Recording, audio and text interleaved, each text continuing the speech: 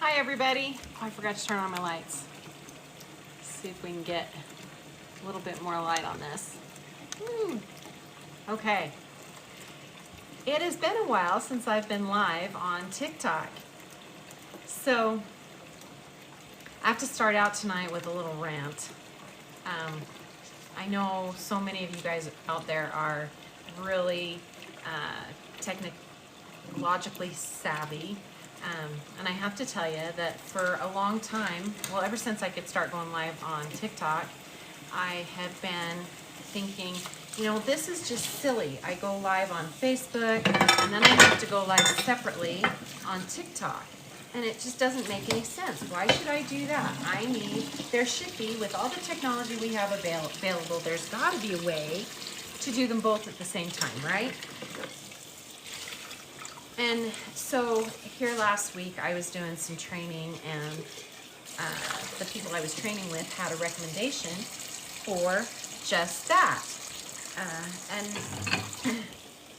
a program where you can stream onto multiple platforms at the same time. And I was so excited. And I thought, oh, this is going to be so cool and so much time saving because I can do one live and stream it to all my different platforms, right? So I spent the better part of the afternoon today, well, not the better part, about an hour this afternoon trying to get this program up and running so that I could do my live once and stream it onto the various platforms. But, so I do all my lives on my phone. I think most of us who aren't professionals at this do. And the particular streaming service that was recommended was not available as an application on my iPhone. So I spent a better part of an hour hooking everything up on my laptop, thinking, okay, it'll be really inconvenient because quite often I'm, you know, like outside working with our horses or dogs or weeding or mowing or gardening. You know, I'm doing different things at the same time as I do my Facebook Live or my Facebook or TikTok lives. And I got everything connected except for TikTok. And I went to connect my TikTok and I finally got it on the right account. Because, you know, you can't just have one TikTok account.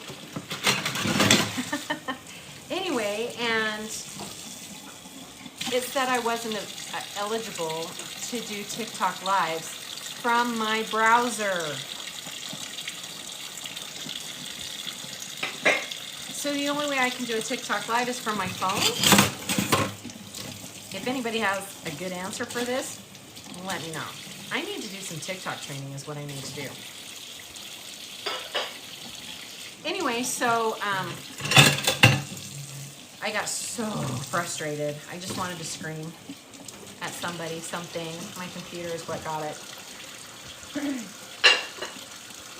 And now I am doing separate lives. So, if anybody has any good answers for me, I would love to hear them. And that's my rant for tonight. The topic that I wanted to do for my live tonight is, I shortened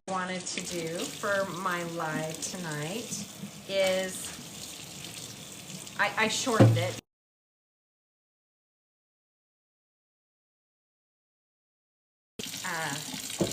Not very many characters.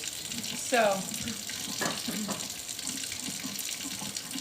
I shortened it to cowboyisms. But what it really is cowboy sayings or sayings that I learned as a kid that make you kind of think twice. And the first one of those is, weight broke the wagon down. Have you ever heard that one?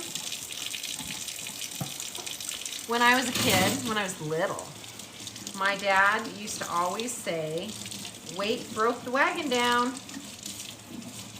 And it would usually be in a circumstance when I or my siblings were struggling to make a decision about something, or we were waiting until something was right, or whatever. And he would say, weight broke the wagon down. And so when I was little, I always thought weight broke the wagon down. And then I would think, well, that doesn't make any sense. How does waiting for something break the wagon down? And then as I got older, I went, oh, homonyms. Weight, W-E-I-G-H-T, broke the wagon down.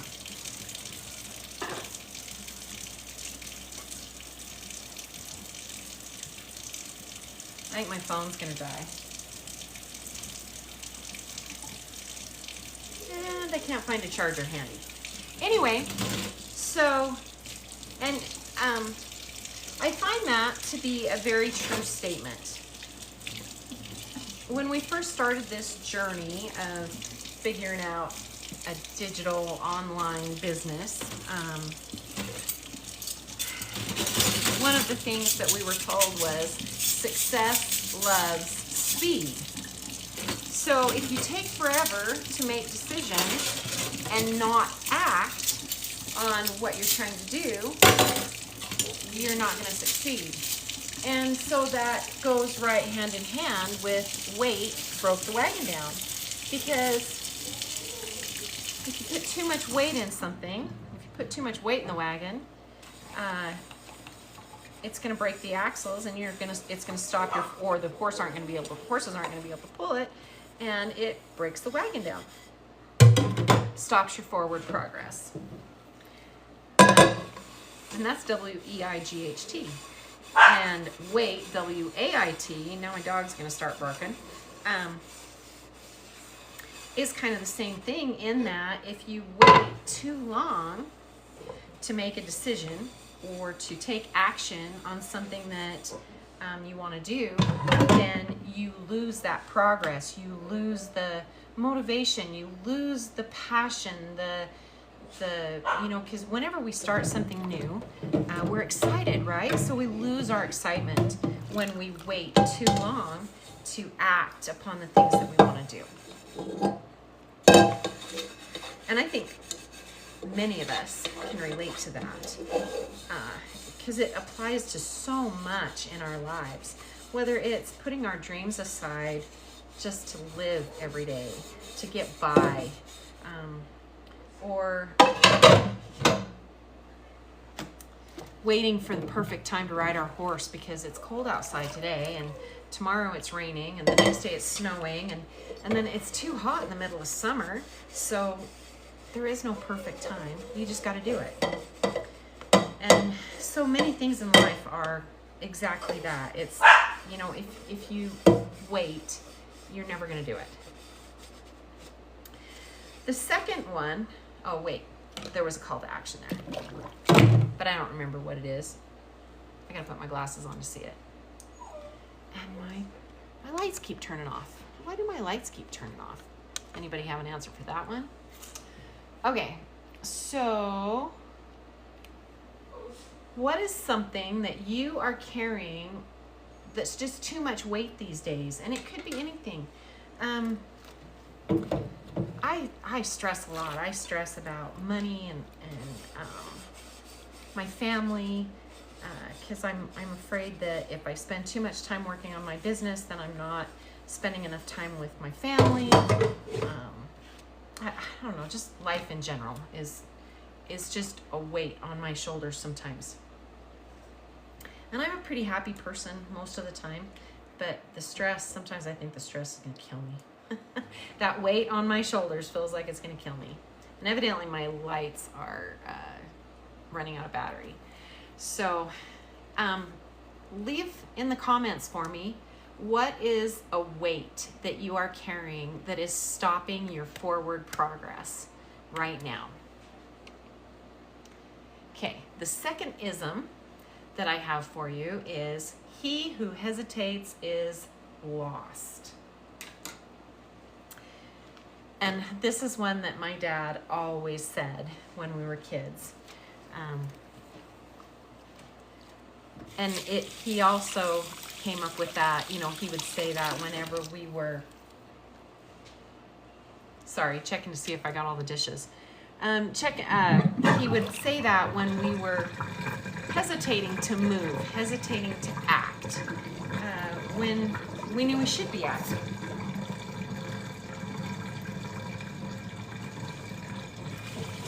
And there's so many examples in life of when you hesitate, you lose. You know, think about a race.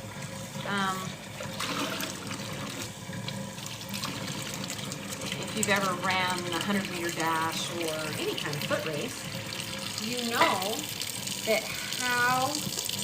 how you get off the starting line affects the whole race.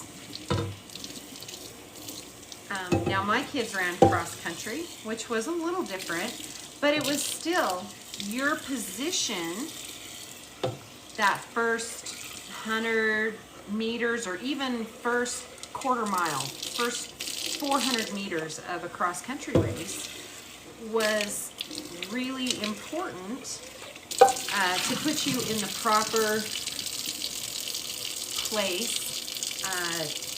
Otherwise, you could get boxed in by the other runners or cut off by other runners or things like that. So even in a cross-country race, how you got off the starting line was extremely important. So if you hesitated, you might end up clearing the back of the pack and have to fight your way to the front.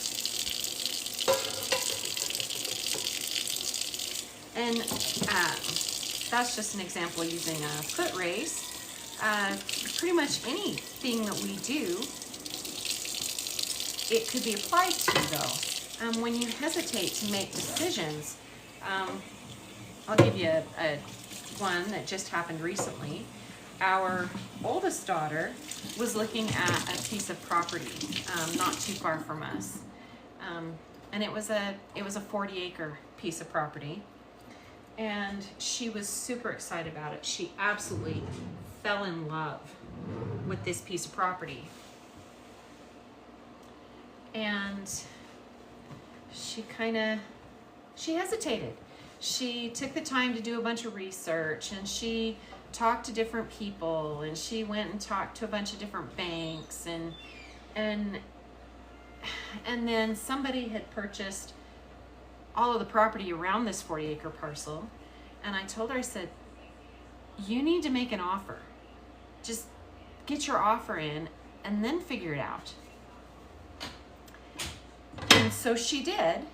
She made the offer, but she made it in the afternoon, and that morning the guy that had bought the other parcels beat her to it and bought the parcel out from under her the same morning she made the offer. And so she was really upset, but it is a prime example of he who hesitates loses. So those are just two that I am, every time I go to make a decision, every time my kids are doing something, those are the two things that always pop into my head.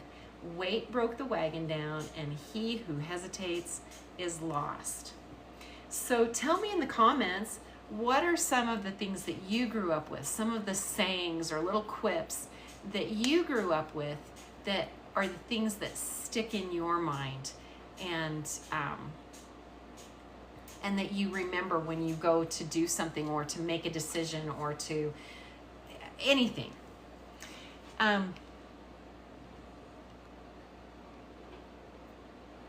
Or give me an experience where you've missed out on something like my daughter did because you hesitated to act. Okay. What are some of the other sayings that you've heard? I just have a few that were very familiar to me. One that I heard a lot growing up was up a creek without a paddle. Have any of you ever heard that one? And I always think about it as, when I was little, I would thought, up a creek without a paddle, what does that mean? And now I think, okay, if you are up a creek, and I think of up as being, you know, in most creeks in my experience where I come from run off of mountains, and so at least when they start out up, when they're up, you know, they're running pretty hard, and they're noisy, and they're running over rocks and deadfall, and so it could be a wild ride, right? And so if you're up a creek without a paddle, that means you're coming down fast with no control, no way to control the speed or direction of the boat. So that's one that I heard a lot growing up. Another one is, if you find yourself in a hole, you gotta stop digging. And I can definitely relate to this one because I've dug many holes. And sometimes you just gotta stop digging in order to find your way out. Another one is, and this one, it's been around for a long time. I think it was the title of a book years and years ago, Don't Squat with Your Spurs On. And for those of you who have worn spurs, you know how, I don't know, to me I always thought, what's the big deal? I've squatted plenty of times with my spurs on, but I can see where they might get stuck in your pants, or if you're wearing chaps, they might get stuck in your chaps or your chinks.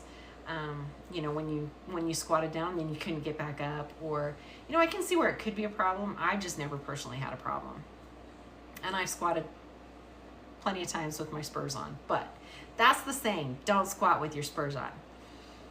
And it goes back to thinking before you act, or you could be sorry.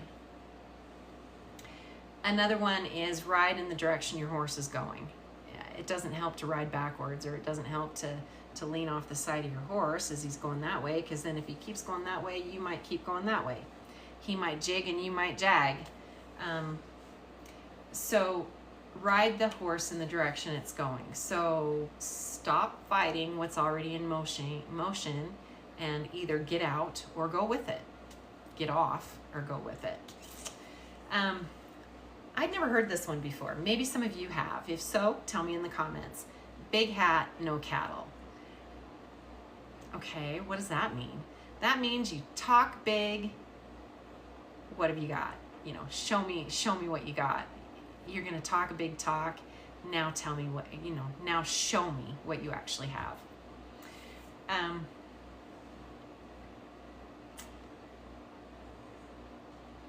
There's many others that I grew up with that aren't tame enough, at least for our pages on social media. I'm sure that they would be tame compared to what some people, especially on this app, talk about or say. But when my dad would start saying them, my mom would say, "Wayne, don't say that." And so we usually didn't get the whole thing. But yeah, there are some of those, and they stick in your head forever and ever, amen. And they have value. So tell me in the comments, which one of these isms should you have tattooed on your forehead today?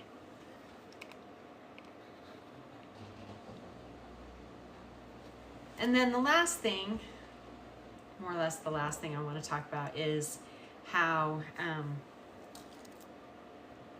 these isms aren't just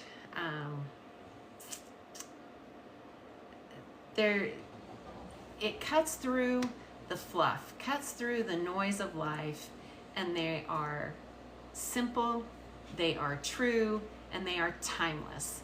They were true 50 or 100 years ago, and 100 years from now they'll still be true. And that's what, to me, these cowboy isms are. They don't change, and their relevance doesn't change, or they are what they are. And it's because they come from experience. They were forged in experience, not opinion. And the Western cowboy, the Western rancher, the Western farmer, they are people who didn't have much luxury and still don't. Maybe compared to 100 years ago they do, but in today's world, relatively speaking, they still don't have a lot of luxury.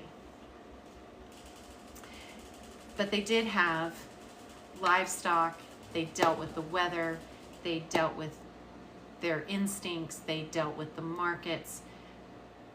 So when you live close to the land, you learn real quick what matters and what doesn't. It divides the sheep from the wool, the wheat from the tares. And many people, 100, 150 years ago, it was definitely only the strong survived or stayed. And that has created a real legacy and culture in the West of strength and common sense and pragmality, those things. And so most of our sayings or isms reflect that.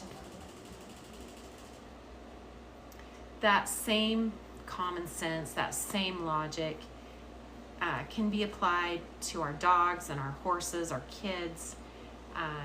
When we're going on a pack trip with our horses, we pack light, we move smart, we trust our instincts, and we trust our animals. We trust our horses and we trust our dogs. We look to them because they can see and hear things that we can't, and they can sense things that we can't. And we trust them, and we trust our own instincts to keep us safe. So that's what I have tonight. Thank you so much for joining me. I see a bunch of people coming on here. I hope you're commenting. I hope you're interacting with my video. I can't see a lot of it, but I appreciate you being here. Like I said, it's been quite a while since I did a live on here, and I will try to be much more consistent. I have in the past done Mondays. I'm going to switch to Wednesdays and see if that works better for me and maybe gets me a little bit more interaction on here as well. So that's what I have for tonight. Oh, I did want to say one more thing. Hopefully my phone doesn't die. A lot of this leads up to, because we use all of these common sense things, we're very pragmatic. It's really hard to find good camping and hiking supplies without sifting through everything else. You know, if you go on a big retailer and you put in hiking boots, you come up with millions and millions and millions of options, and not all of them are hiking boots, right? And so we have an online store. Check out, it's in our bio, sorry, I can't talk. It's in our bio, www.wildrubyoutfitters.com, and we are trying to, I lost the word. Anyway, all it is camping and hiking. If it's not camping and hiking, it is not on there. And so, and right now, I am going to go on either tonight or tomorrow and set it up so that we have our Black Friday sale is going to run this weekend through December 1st, and it's going to be 20% off store-wide. So we would love for you to go check that out.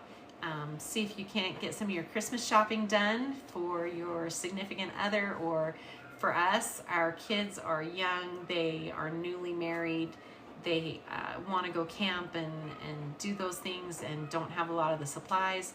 So it's a perfect time to outfit your kids. So go check us out, wildrubyoutfitters.com, and we'll see you on my next live. Bye for now.